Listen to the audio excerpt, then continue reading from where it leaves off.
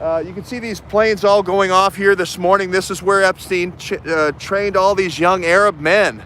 As you can see, this used to be the history of this airport here. It was a military base brought into the service in World War II to train pilots. Right beyond here is still a Coast Guard training area, Coast Guard pilot training area. And this hundreds and hundreds of young Saudi men or Arab men, but mostly Saudis, were brought here, of course, in the late 90s. And of course, the most famous 19 are those Saudi pilots that, of course, were in 9/11. And so Epstein School is here. Huffman Aviation, you may know the name Huffman Aviation. You may know the name Ray Decker, who was the pilot trainer. You've got a lot of aircraft leaving today, so this is a busy training air base here. We just saw 4 go out before these fired up over here.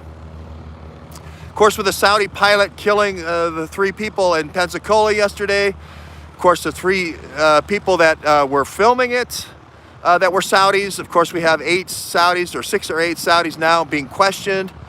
This whole idea of training a foreign force through a foreign intelligence service like Turkey al-Faisal now becomes a real threat again. Sort of 9/11 embers have been reignited again, and now we realize what a threat it was to train all these foreign nationals to really be kind of an extra territorial force against the United States in case of insurrection, vital assets needed in case of insurrection.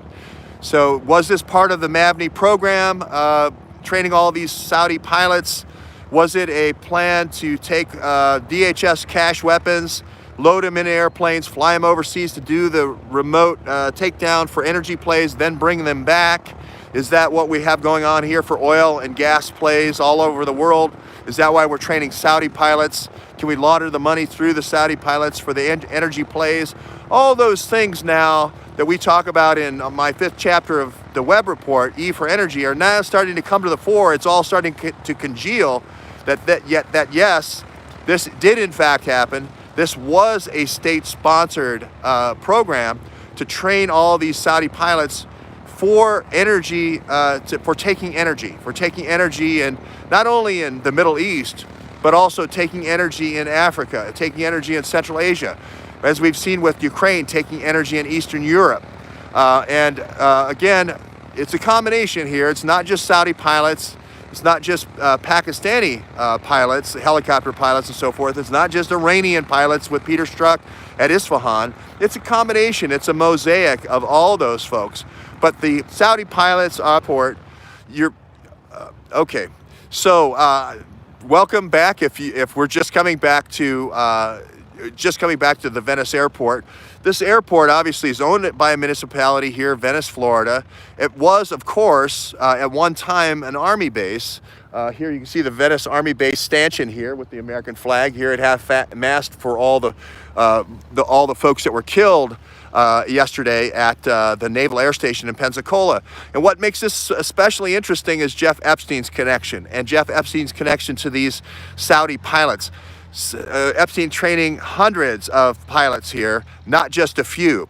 So the connection not only to the 19 or 20 pilots from 9/11, but the hundreds of pilots that come through here. The statistics I saw yesterday said in Pensacola up to 5,000 have been trained in Pensacola. Again, remember that the 9/11 pilots had driver's license that attached themselves to Pensacola, Florida, up the coast here a little bit in the panhandle of Florida. So again, we've been on the right track here. We're around the story with Epstein and energy. These folks weren't trained here just because we felt a dying need to bring in a whole bunch of foreign nationals to train pilots. They were brought in to be energy mercenaries. They were brought in to be employed in Africa, Central Asia, and the Middle East to get those vital assets in order to build an energy cartel, an energy oligarchy, if you will. So as we look around here, we can see that this is still quite a popular airport here. You've got a lot of planes out here, a lot of takeoffs this morning. Now you may also know Daniel Hopsiker, who is a very noted author and speaker and very well known in the 9/11 community. As you know, I'm not a 9/11 expert by any means.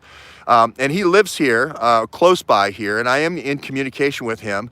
The plan is to go live with him and interview him. And just a couple of things. I want to get a geographic sketch of the lay of the land, if you will, a biographic sketch of Daniel Hopsiker and his great work that he's done with Jeff Epstein, the Saudi pilots, the licenses that were issued in Pensacola and so forth. And then some of the deep dives that he's done on the hijackers. If you remember, I stay in the hijacker hotel about 2.5 years ago when I said there was an Oconus lure program going on up there to get secrets out of the NSA. I stayed at the Laurel Inn there at the hijacker hotel, where a lot of these hijackers move from when they were moving north after they got their flight training here and moved north. And we're in that area. We're in the area of Washington, D.C. We've got a lot of taxiing going on here. It's a very, very busy training airport. You can see that very clearly. So look for Daniel Hopsiker's interview later on. Again, it's hard on the heels of another great interview, which is the top cyber warrior, the oldest, most experienced cyber warrior, I should say, in the world. Interviewed him yesterday, Patrick Berge, the most experienced in terms of IT experience. Cyber warrior in the world, is a whistleblower against the top man in not only NATO, not only the Supreme Allied Commander, but also his privatized, weaponized cyber weapon. So he's also the top guy in the Atlantic Council, weaponizing NATO weapons to use against Trump in 2016. That's his assertion. You can watch the interview yesterday if you want more information about that. But the headline story there is top cyber warrior says top man at Atlantic Council. Remember, that's Dimitri Alperovich is the Atlantic Council. And the top man, a Supreme Allied Headquarters Commander, privatizes the most,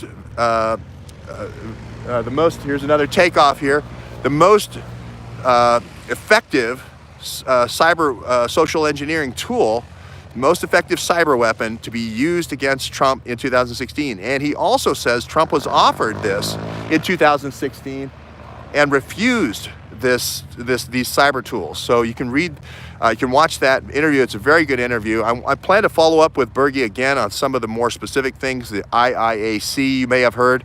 A lot of people have said you drop the I and you put the C in there and you've got the CIA. And this whole idea of fake news and how the government's allowed to sponsor fake news and so forth. So I think that's a bigger story than whatever Andrea Chalupa was doing in the basement of the Ukrainian embassy. Yeah, sure, CIA marshmallow is meeting in the basement of the Ukrainian embassy. Andrei Telachenko is there. We've talked about Andrei Telachenko for about 2 years since Lee Stranahan was talking about Andrei. So yes, there is Andrea Chalupa. They're having chalupas in the basement of the Ukrainian embassy. But here we're talking about the top man at the Atlantic Council, not some underling like Chalupa. We're talking about the top man at NATO, not some underling like Sonderland or some of these other folks. We're talking about the top cyber weapon for election interference being used. So this is, a trifecta, if you will, in terms of the real story of what really happened in 2016, and it involves Roger Stone, Paul Manafort, with personal knowledge. Again, this isn't hearsay. This is a whistleblower with personal knowledge on these situations. So we're going to break away here. We're going to go to McDuff at 12 o'clock for more in-depth discussion. We're going to then meet, hopefully, with Daniel Hopsiker over by the Coast Guard Aviation Training Center. We'll have more information to bring you, but that's the update for this morning. Sorry about the early imbalance here with the gimbal, but isn't that a metaphor for what's gone on here? Wasn't the early imbalance of the gimbal when I first tuned in, wasn't that the imbalance of training hundreds and hundreds of young Saudis to fly here at this airport rather than local kids who could learn how to fly and be a part of an auxiliary air force? Why are we training Saudis? And 19 of them go on to do 9/11. Of course, today, December 7th, reminiscent of Pearl Harbor. And this airport actually was created because of Pearl Harbor. It was created as a response to Pearl Harbor. So a lot of questions here. We're around the right areas here. We're around Epstein. We're around what Epstein's real role is. Oh, by the way, now Epstein's spy handler, is now agreeing with me and corroborating what I'm saying was Jeff's business was to blackmail major U.S. figures so that they could get contracts, so that they could get military contracts, so that they could get political payouts and to steal secrets. So again, there's a lot of people out there, Jeff Zepeto. That's what you're being fed by DIA. The guy we talked about yesterday, direct connect to 4th Brigade at Fort Bragg. Knows what he's talking about, knows what the programs are, knows the IIAC program exactly that allows them to put out the Jeff Zepeto type breadcrumbs for the red meat right-wing press. Again, we're delving into the real story here. The story you're getting with Jeff Zepeto, not true. The story here with Jeff's training hundreds of Saudis how to fly airplanes, and 19 of them decide to be a part of, who knows how much, but they decided to be a part of 9/11. So again, the threat here is real, and the connections here are real. The Jeff Zepeto is a throw. Again, not denying CIA marshmallow didn't have some chalupas in the basement of the Ukrainian embassy with chalupa, and I'm not denying Andrei Telachenko didn't get a chalupa with Telachenko and CIA marshmallow. I'm not denying there wasn't a chalupa party, but again, chalupas versus planes, which can be turned into flying missiles, is two different ball games. Chalupa, low-end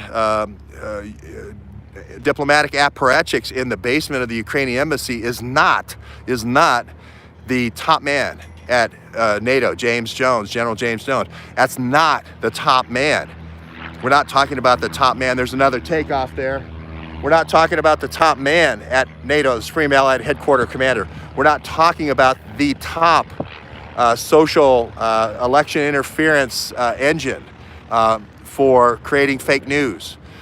That's what Berge is, PFC Berge is yesterday. Again, one of the most experienced people ever to enter the United States Armed Forces and work cheek and jowl, 5 feet away from where General Petraeus worked, and also in ISAF, in Kandahar, shoulder to shoulder with Stanley McChrystal, shoulder to shoulder with Mike Flynn. So again, a very credible witness, and we need to make sure that he gets more exposure, because if we don't start listening to our American whistleblowers, who again are highly credentialed, highly credible, then you're going to have to make do with the fake news that those programs and those people create, which is Jeff Zepeto, rather than whistleblowers like Berge who are saying, oh no.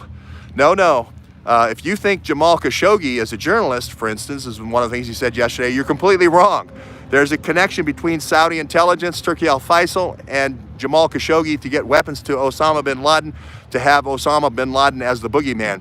That's the type of information you're going to get from the top whistleblowers who work for the top people at NATO, the top people at the Atlantic Council, the people who called the shots, the people who made the decisions, not the chalupas, not the chalupa eaters down in the basement with Andrei Telachenko, not the chalupa eaters in the basement of the Ukrainian embassy. We'll be back here with McDuff at 12. Look forward to seeing you all there. Hopefully we'll have the Daniel Hopsker interview for you with the real expertise on all the Jeff Epstein training of all these young Arab kids. And of course, it ends in tragedy yesterday. You can see the flag, potentially, you can see the flag at half-mast here because another 3 Americans are dead. I believe they ended up being contractors for the Navy. We don't know all the answers yet, very tragically. So we either start drilling down with real American whistleblowers rather than lapping up the red meat that's thrown to us by DIA and other cover services, or we can expect a lot more days with the flags here at half-mast.